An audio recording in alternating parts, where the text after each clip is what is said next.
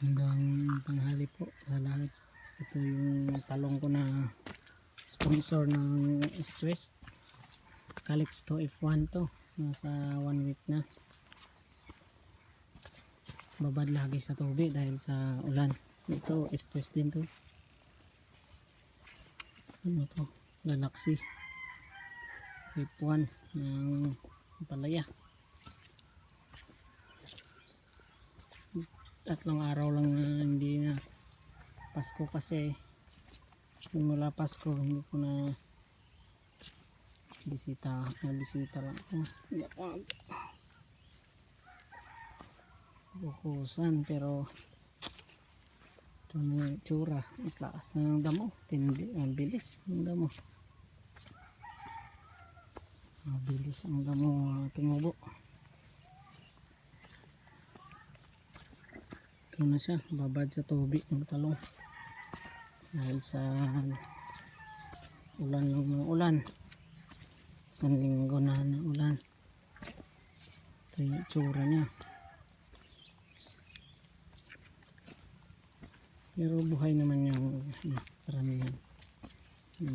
Siguro na tayo dahil sa yan uudong dumali,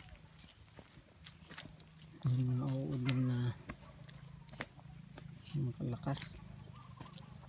Itong area ko nasa 2,000 plus ang ano ko nito proposal. Pindi sa butas, hindi ko na nabilang.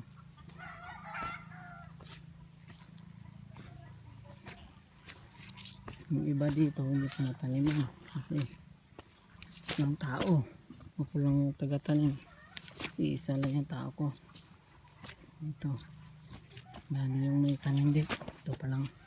Ito sa kabila 10 plat lang to eh. Yung haba niya mga 100 plus lang. Bali isang ano, dalawang tray. Nasa 2,000 plus din.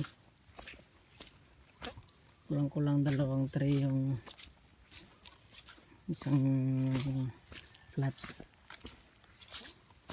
Pero pinakalas na plat yung dalawa kasi medyo marami itong butas. Dalawahan yung alternate. Di bali dito pa isa-isa. Ito alternate yung dalawa. Ito nagigit dalawang tray ito. Dalawang lahat ito. Dalawa. Pero ito kulang dalawang tray.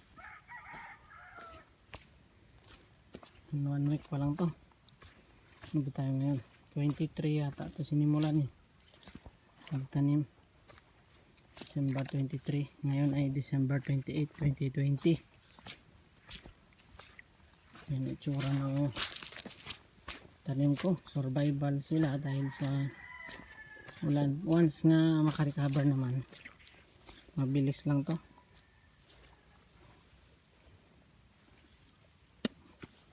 Once na makarecover sila sa panahon, pag na-adapt na nila, matibay na yan. Ito ay sponsor ni Ronald Baltar ng East West. Hindi na siya nabalik pa, busy siguro. Ito medyo okay na to eh. Ngayon napansin nyo may butas, hindi pa ito naabunuhan. Hindi ko pa inaabunuhan talaga kasi kung medyo payat yung gusto ko, hindi masyadong mataba para hindi habulin ng mga sikto. Itong mga uod-uod na yan, mabilis na yan puksain. Dali lang yan sila puksain. Maintenance lang kailangan yan. Regular spray. Yung fungus talagang mahirap. Pero pag ganito, bata pa, hindi ka masyado abuno, masyado mag-spray, matibay sila sa natural. Kahit dito sa ampalaya, yan, nang babad sa tubig. Buong araw pero titibay ng mga tanim na to pag hindi pinaasa sa kuhan. Fertilizer lang. Napansin nyo medyo lapit. 50 yung distance niyan, meron din 60. Gusto ko kasi 50 Kasi isang row lang para ma-maximize din ang area.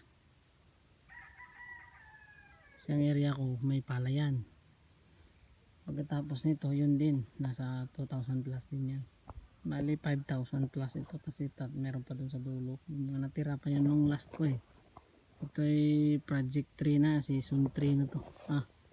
Second cropping na to ng talong ko. Kasi may talong din ako dun sa taas, yung nakikita nyo dyan sa post ko. Nakikita nyo nung may mga mulching, dun yun sa taas ng bundok. Ito ay 15 meters above sea level, mga 15 siguro, 10 to 15, kasi ang tingnan nyo sa baba mayroon pa dyan na palayan, sa baba pa yan yung ilog, kaya mababa talaga ang area. Yun bundok, yun yung pinakamataas na bundok. Dito ito yung mga talong ko na area na yan, yun yung may mulch, makikita kayo yun. Okay, update tayo. Siguro mga 2 weeks.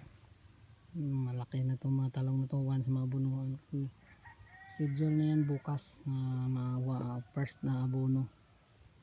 Ano lang, calcium nitrate lang muna.